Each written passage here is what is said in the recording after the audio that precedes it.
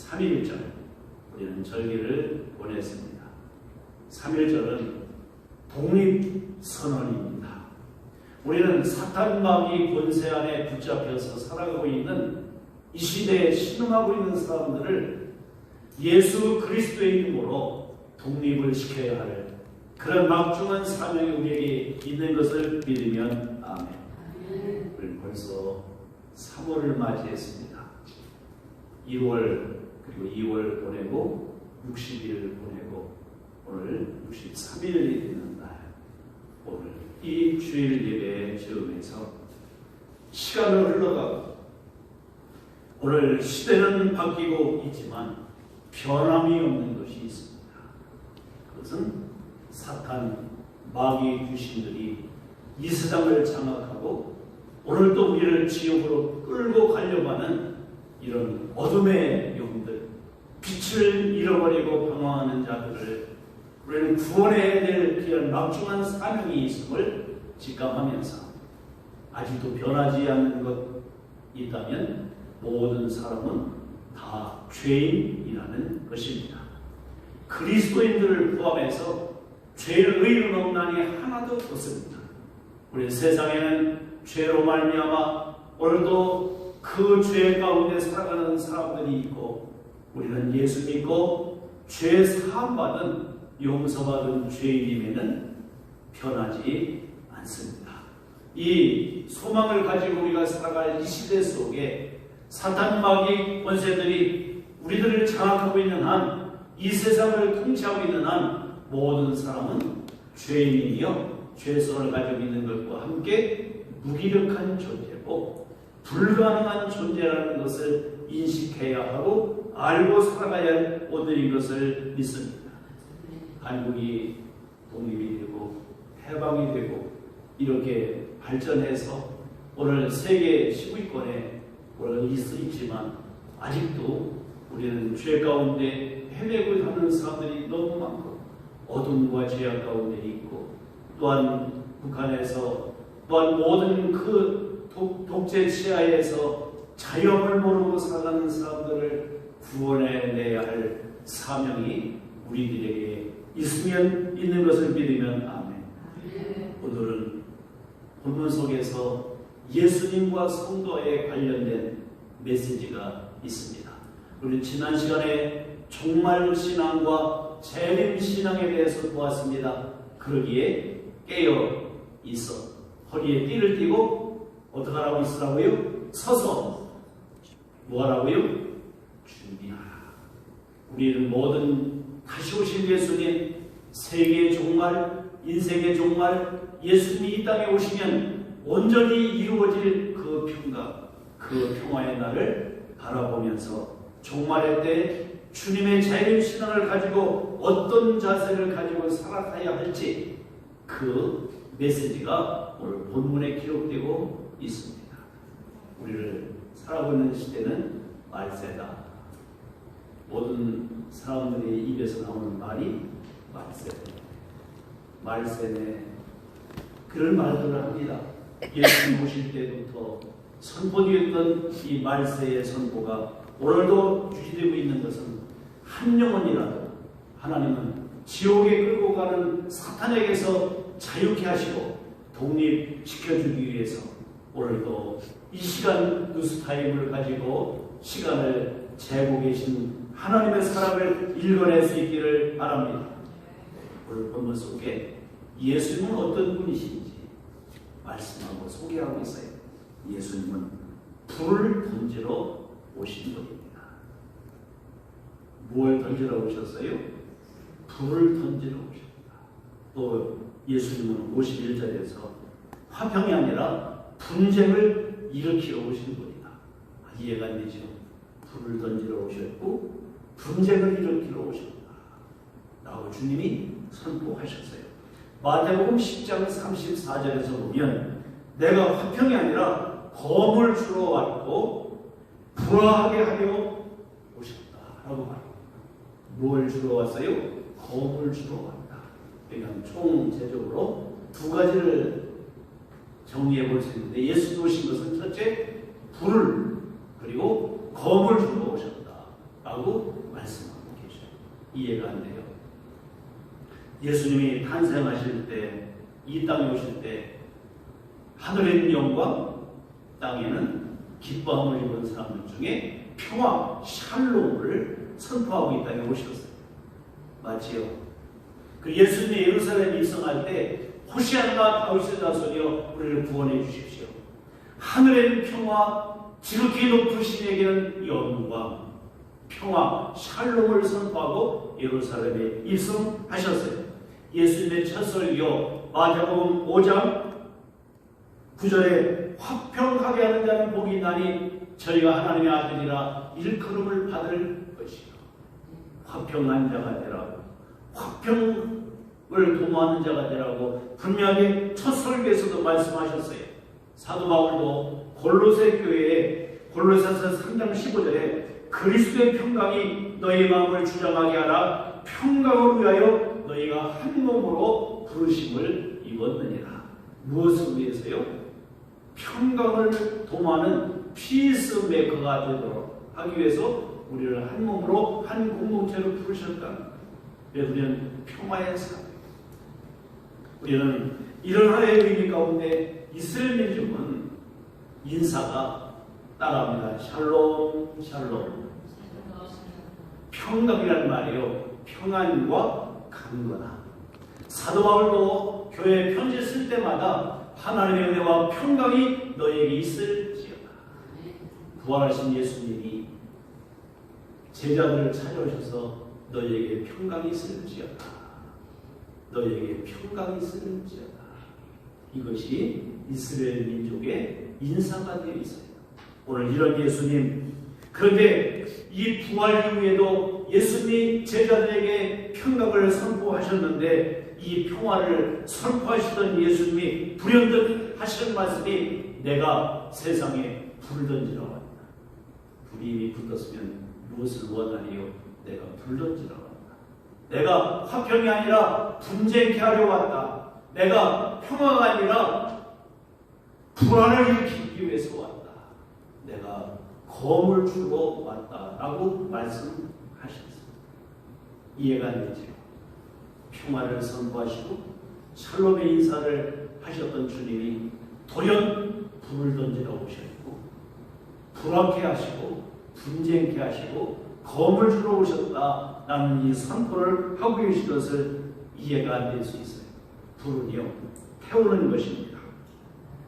예수님 이 땅에 오셨을 때 세례요한이 나는 물로 세례를 베풀지만 내게 오시는 분은 불과 성령으로 세례를 베푸시리라 라고 말씀하셨는데 예수님은 불 던지러 이 땅에 오실 때 여러분 생각해 보세요. 평안한 곳에 불을 던지면 어떻게 되죠?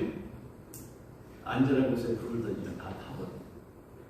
이제 건조한 절기가 돼서 습기가 많이 없어서 모든 걸 건조해서 불이 많이 날 거예요.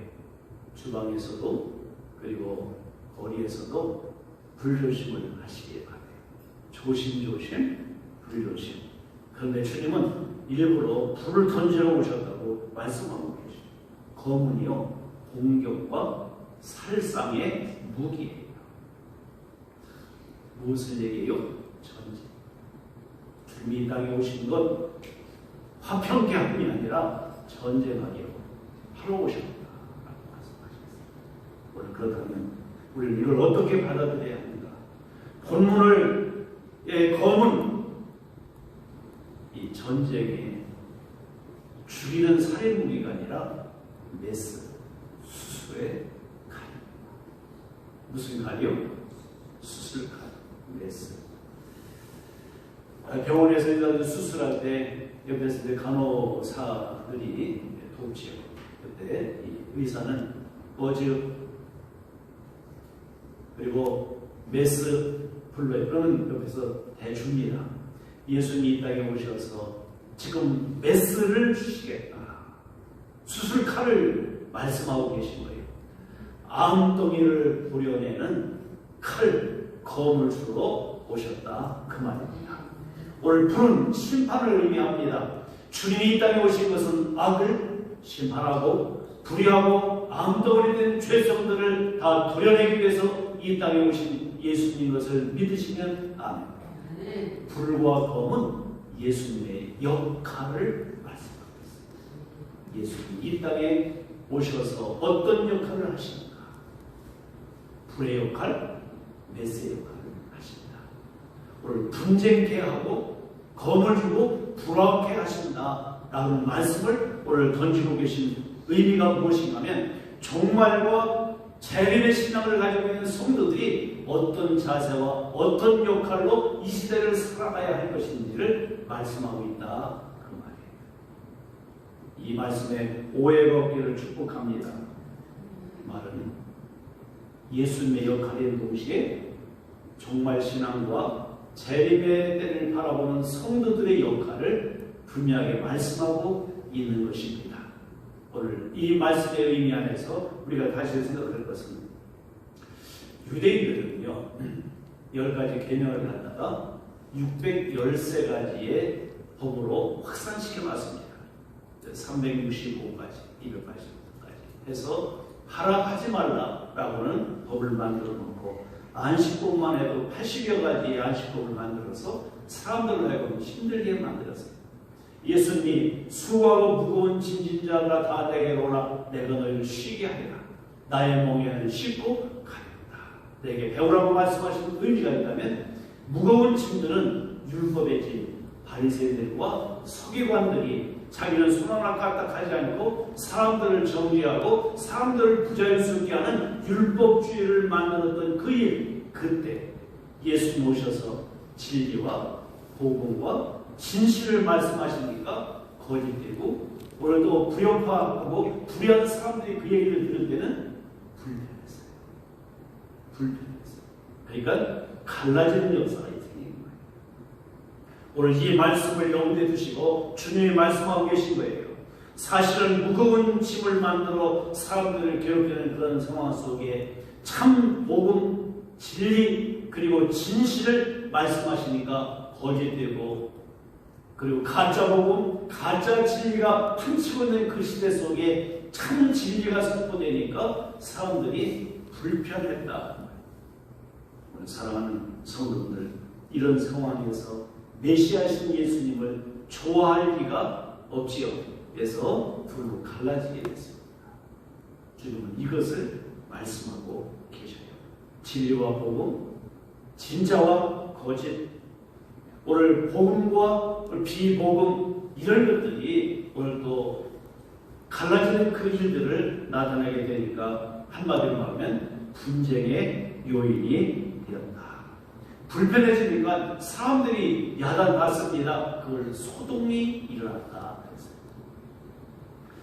오늘 이 불편한 분쟁의 요인이 나타나게 된 것은 예수님이 참 진리를 말씀하고 계시니까 오늘 첫째는 안식일 규례를 예수님 어기셨다. 안식일 날 이 613가지의 그 법 가운데 30여 가지의 안식법에는 주일날 사람을 치료해 주면 안 된다. 어떤 일 몇 터 이상씩 1km 이상씩 걸어다녀서는 안 된다. 등등 많이 거북하게 만들었어요. 내가 맛있는 음식을 만들어서 옆집에 주고 싶어서 가서 문 열고 아무개 엄마라고 아빠하고 이렇게 주다가 그 시간이 안식일 시간이 걸리면 움직일 수가 없어요. 주어도 안식이 걸리는 거고 손을 들여 빼도 안식이 걸리는 거예요. 그냥 이렇게 얼마를 있어야 돼요? 하루를 있어요. 얼마나 불편해요? 불편하죠? 이게 제 안식법이었어요. 그러니까 예수님 오셔서 안식일날 병도 고쳐주시고 안식일날 또한 이렇게 미리삭도 제자들이 잘라먹는 일도 생겼고 이렇게 하니까 어떻게 너희 안식을 범할 수 있느냐? 안식일날 병을 고쳐주니까 이렇게 다른 날도 많은데 그날 안 고쳐주느냐? 그런데 예수님 말씀하세요. 너희 소가 궁덩이에 빠졌으면 건져내지 않겠느냐? 이 아브라함의 딸을 그 질병에서 고쳐준 것이 잘못된 것이냐? 라고 말씀하면서 나는 안식일의 주인이다. 그리고 예수님은 나는 하나님의 아들이다 그러니까 신성모독죄를 뒤집어 씌워서 그때부터 예수님을 어떻게 죽일까 의논하게 되었어요. 또 하나는요, 예수님이 성전 예루살렘 입성하셔서 소위 성전 정화라고 성경을 말하고 있는데 댓글을 그렇게 달고 있는데 사실은 성전 정화가 아니라 성전 종결 선언. 왜? 예수님이 예루살렘 성전에 들어가 보시니까 비둘기와 양과 소를 제물로 바꿔주는 일들을 하고 돈을 바꾸고 그런 일들을 보면서 예수님이 들어가셔서 노군으로 채찍을 만드셔서 소, 비둘기, 양들을 다 내쫓아버리고 그리고 돈 바꿔주는 환관들의 그 환원하는 사람들에게 책상을 뒤집어 엎으시고 돈을 집어 던지시니까 이 서기관들이 또 사두개인들인 제사장 그룹들이 이게 뭐하는 짓이야? 누구 권한으로 그러는 거야? 라고 예수님께 따지는 물었어요. 그렇잖아요. 이 하나님께 예배를 돕는다는 개념으로 풍리하고 돈을 벌고 있는 자기들의 기득권 놀이를 하고 있는 그들에게 이건 아니야, 잘못된 거라 라고 주님이 말씀하면서 너희들이 하나님 만민이 기도하는 집을 강도의 불혈로 만듭니다. 성경을 인용하면서 질타하시고 말라기 1장에 누가 이 성전의 문을 닫았으면 좋겠다 말씀하셨는데 요한복음 2장 18절 19절에 보면 너희들이 성전을 헐라 내가 3일 만에 일으키리라. 이 얘기를 가지고 예수님을 거짓 증인들을 세워서 빌라도 앞에서 예수님이 시문을 받으실 때 이가 성전을 헐고 3일 만에 세우리라고 하는 이 사람이다 라고 얘기했던 것은 당시에 성전은 헤롯 성전이고 에돔의 족속인 이둠의 사람 헤롯이 헤롯 대왕이에요. 에서의 후예들입니다. 야곱의 후예가 아니라 에서의 후예들이기 때문에 오늘 또 어떻게 보면 정통의 길이 서 있는 자가 아니라 아웃사이드에 있었던 사람이 자기의 정통성을 인정받고 유대인들에게 환심을 사기 위해서 40년 동안 성전을 아주 멋있게 크게 웅장하게 짓고 있었을 그때 생각해 보세요. 유대인의 환심을 사기 위해서 성전을 지었는데 그 성전에 올라 들어오셔서 성전의 문을 닫아버렸으면 좋겠다. 그리고 너희들이 이런 재물을 가지고 하나님께 제사 드리려고 하느냐. 말라기 1장에 있는 것 같이 똥냄새가 나고 그 성전의 제사가 제대로 드려지지 않은 그런 상황 속에 장사하고 자기들의 이권을 챙기려고 하는 그 사두개인들 제사장 무리들을 보면서 또한 바리새인들의 그 신앙형태 돈을 좋아하는 바리새인들이 합작해서 자기들의 이권도 챙기는 겸해서 성전되게 만들지 못한 그것을 보면서 예수님이 성전을 헐라. 성전 문 닫자라고 선포가 이제는 두 가지입니다. 성전의 문을 닫는 일과 성전 제사의 종결을 선언하신 것. 왜? 예수님이 자신의 제물로 이 땅에 오셨기 때문에 유월절 양으로서 인류의 죄를 대속하기 위해서 스스로 제물을 내시고 제사의 모든 종결을 이루시기 위해서 히브리서 9장과 10장에 기록된 것까지 종결, 그리고 예수님 제사의 종결, 그리고 이 제물의 종결로서 예수님이 빈번하게 유월절 때는 예루살렘에 220만 마리의 양을 잡는 그런 일이 일어났는데 해마다 그걸 생각해 보세요. 얼마나 번거롭겠어요. 그리고 하나님의 진정한 의도를 잃지 못하고 그냥 종교놀이 제사만 지내면 죄가 없어진다고 생각하는데 영원히 죄를 종결시킬 수 있는 종결자 예수님이 오셨으니까 비둘기, 양, 소 이제는 필요 없다. 성전에서 쫓아내시고 성전문을 닫으실 각오로 성전을 허물 각오를 가지시고 제사, 종결, 성전 종결을 선포하신 그것이 예루살렘에 입성하셔서 몇 시간 후면은 예루살렘 골고다 언덕에서 십자가를 지셔야 하는 예수님 그 십자가를 내다보시고 성전 종결 선포를 하신 그것이 빌미가 돼서 예수님은 십자가에 못 박혀 죽으시는 죄의 몫으로 그 유대인들이 고소하게 되는 빌미가 되었다 그 말이죠. 예수님 스스로 사실을 내어 놓으셨어요.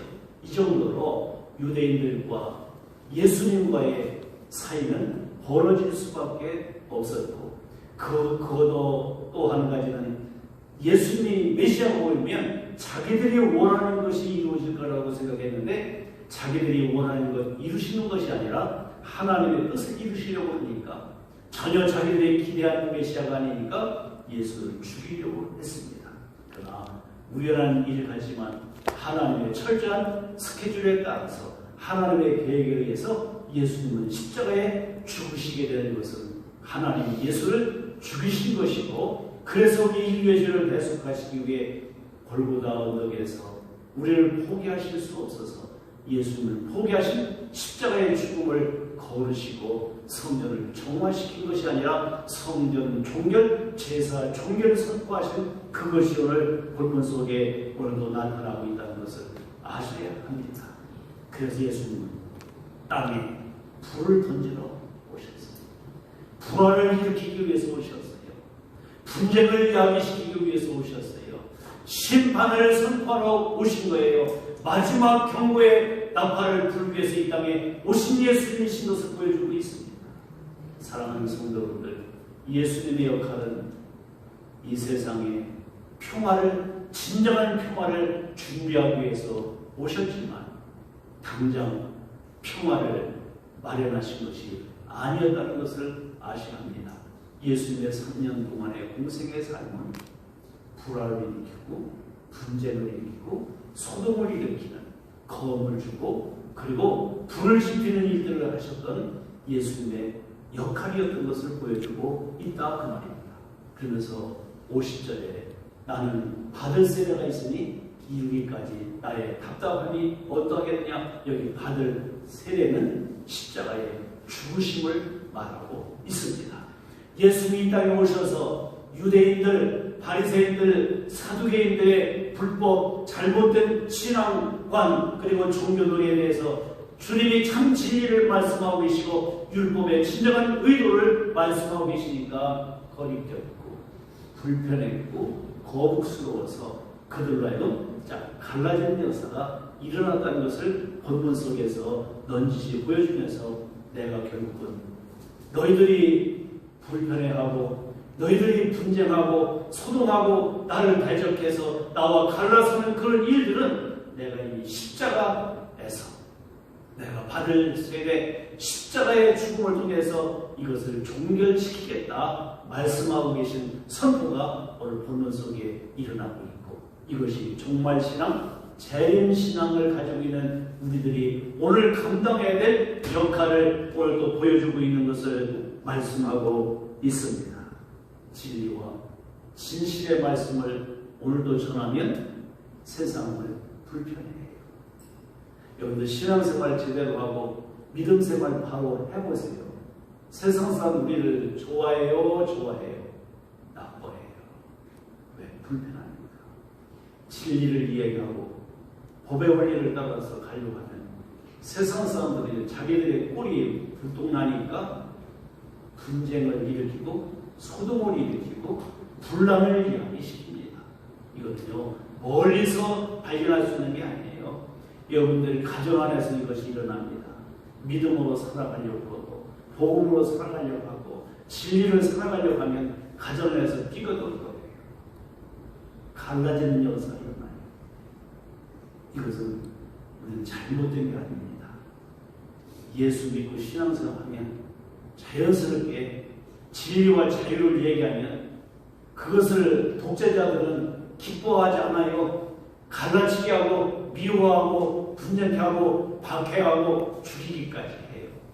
이런 일들이 일어나는 것이 진리에 서 있으면, 하나님 편에 살아가면 사탄이 좋아할 일이 없어요. 사탄의 하수인들이 하나님의 진리를 따라 선포하고 복음을 증거하면 핍박하고 박해하고 딱 갈라지게 된다. 그래서 오늘 본문 속에 51절, 2절을 한번 보실까요? 내가 세상과 화평을 주려고 온 줄로 아느냐? 내가 너에게 이론이 아니라 도리어 분쟁케 하려 합니다. 복음을 선포하면 갈라져. 진리를 얘기하면 갈라져. 진실을 얘기하면 거짓된 자들이 자기의 모습이 드러나니까, 자기의 면상들이 들통나니까 선제 공격하고 막아서려고. 자기들이 의로운 정 얘기해요. 여러분들, 의를 얘기하는 사람이고 의로운 사람 없고요, 자유를 얘기하는 사람이고요, 독재자가 인 것을 알아야 해요. 우리가 이 믿음 안에서 살아간다는 것은 말씀 안에서 진리 가운데 살아가면 자연스럽게 딱 둘로 갈라지게 돼 있다는 말이에요. 예수 믿는 사람들에게 파괴자, 핍박자가 나타나는 요인도 된다는 것을 우리는 알아야 하겠어요. 오늘 이 말씀을 우리가 한번 생각해 보면서 이때 우리가 어떻게 살아갈까? 52절, 53절을 함께 볼까요? 이후부터, 예수 오실 때부터 복음이 전파되면서 진리가 선포되면서 우리는 하나님의 백성으로서 진실이 선포되면 한 집에 5사람이 있어 분쟁할 때 셋이 둘이 되고 둘이 셋이 되다 짝짝 둘리가 일어난다. 가족 안에서도 내파가 생기고, 가정 안에서 신앙생활하고 있는 사람은 신앙생활하고 있는 사람끼리 짝짝 되고, 안 한 사람은 안 한 사람 짝짝 뭉치고, 집안에도 마찬가지고, 사회도 마찬가지고, 공동체도 마찬가지고. 주님 오시고 난 이후에 진리 편에 서고 주님 편에 서고 복음 편에 서면 짝짝꿍의 분리 역사들이 나타나게 된다. 이게 어떤 목사의 세계도 마찬가지고, 성도들의 세계도 마찬가지고, 기독교 안에서도 마찬가지고, 끼리끼리 분쟁하는 역사가 일어나는 것은 복음, 진리, 우리는 진실 안에서 거짓, 가짜가 판을 치고 있는 세상은 둘로 갈라지게 됩니다. 양과 염소는 갈라집니다. 가라지와 알곡은 갈라집니다. 이건 주님이 오시고 난 이후에 일어났던 자연스러운 현상이에요. 53절. 아비가 아들과, 아들이 아비와, 어미가 딸과, 딸이 어미와, 시어머니와 며느리가 시어머니와 분쟁하게 하리라. 이거는요, 이제 친밀해야 될 한 가족 안에서도 원수가 생긴다. 무엇 때문에? 진리 때문에. 무엇 때문에? 복음 때문에. 무엇 때문에? 진실 때문에. 진실이 살아가면 가짜가 싫어하고, 복음이 선포되면 가짜 복음이 싫어하고, 진리를 말하면 가짜 진리가 싫어하고, 이런 일이 나타납니다. 같은 공동체 안에도, 교회 안에서도 둘로 갈라질 수가 있어요. 의견이 달라질 수 있어요. 내가 싫으면 틀린 거고, 내가 좋으면 옳은 거라고 생각하면 안 돼요. 진리냐 복음이냐 하나님이냐, 이것을 분명히 구분시켜 우리는 살아가야 할 줄 믿습니다. 오늘 미가서 7장 6절에 보면 내 원수가 내 집안에 있는, 마태복음 10장에서도 분명하게 말씀하고 있어요. 미가서 7장 6절을 오늘 인용해서 원수가 내 집 식구다. 둘이 잠을 자다가도 부부도 원수가 되었습니다. 왜? 무엇 때문에? 이것은 미가서 7장 6절은 이스라엘의 유대인들의 타락상을 보여줍니다. 그래서 원수가 내 집 식구다 라고 말할 수 있는 것은, 오늘 본문에 주님은 오늘 말씀을 통해서 가족 안에도, 부부 간에도, 부모 자식 간에도, 시어머니와 며느리 간에도, 딸과 엄마 사이에도, 아들과 아빠 사이에도 원수가 생길 수 있다. 무엇 때문에? 진리 때문에. 오늘 사랑하는 성도들, 예수님이 정말 신앙과 말세 신앙을 가지고 재림 신앙을 가지고 있는 사람들에게 불과 검을 가지고 살아가야 한다, 이 역할을 너희들이 해야 된다 말씀하고 있는 것은 진리 전쟁을 하며 살아가라 그 말입니다. 마태복음 24장에 주님 날에 오실 때 세계 전쟁과의 소문이 있고 난리와 난리가 일어나고 나라와 나라가 대적하는 일이 일어난다는 것은 물리적인 전쟁만을 얘기하는 것이 아니라 진리 전쟁을 말씀하고 있습니다. 오늘 이 시대는 진리 전쟁하며 살아요. 학교에서도, 직장에서도, 시장에 가도, 교회 안에서도 항상 우리는 진리 전쟁을 선포하며 살아가는 역할을 해야 된다 그 말이에요.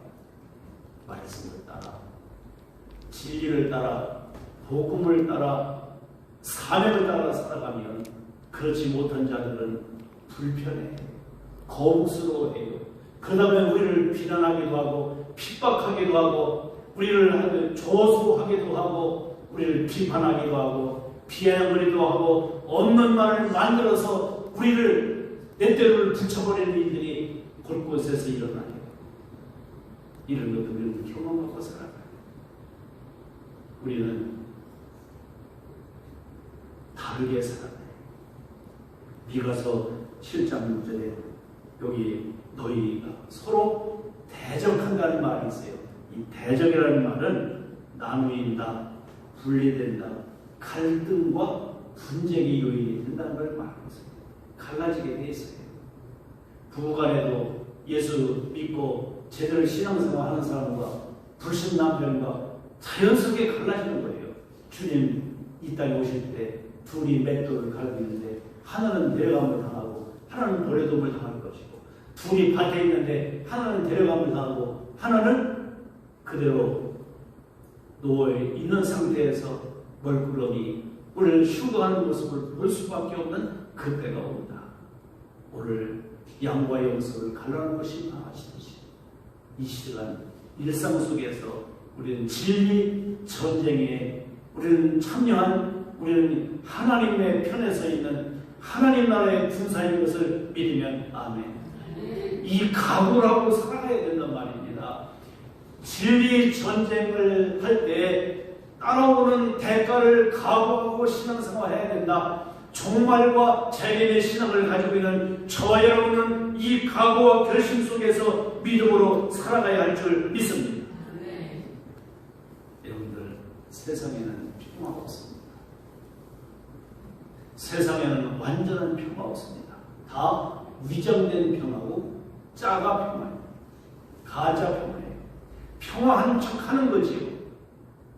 진리 전쟁을 선포하면 평화할 수 없어요. 많은 사람이 그러죠. 한국의 어떤 정치인들은 전쟁 없는 평화를 추구하지만 진정한 평화는 전쟁을 치르고 난 이후의 평화예요. 공산 세력과 전쟁이 일어나야 평화가 진정한 평화가 나는 겁니다. 이 세상의 전쟁, 바로 주님은 진리의 전쟁을 하라고 말씀하고 있습니다. 우리의 싸움은 혈과 육에 대한 싸움이 아니에요. 악한 영들과의 싸움이에요. 진리의 전쟁을 선포하며 살아가는 저와 여러분 모두이기를 축복합니다. 진정한 평화는 주님이 오셔야 해요. 주님 재림하신다. 그때 진정한 평화가 오는 거고 오늘 평안에 뭐네 이렇게 하고 살아가는 건 다 위장된 평화예요.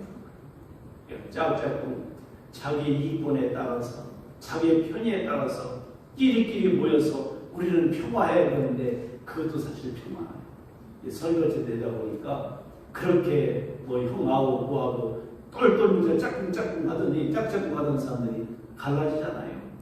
갈라지는 거예요. 오늘 이 세상의 평화는 다 위장된 평화, 가짜 평화예요.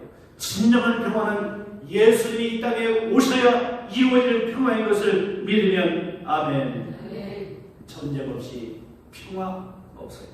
진리 전쟁을 하는 자만이 진정한 평화를 맛볼 것을 기대하면서 완벽한 평화, 샬롬이 이루어지는 것은 마라나타 주 예수여 어서 오시옵소서. 주님 오시는 그날 완벽한 퍼펙트한 샬롬이 이루어지는 것을 믿으면 아멘.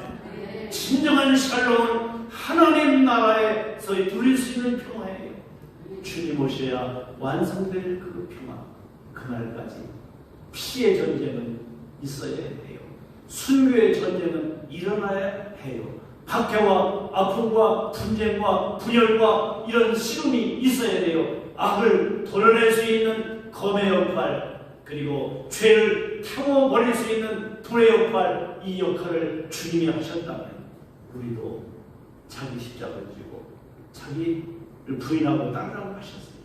이거 감내하지 않으면 우리는 진정한 평화를 맛볼 수 없어요.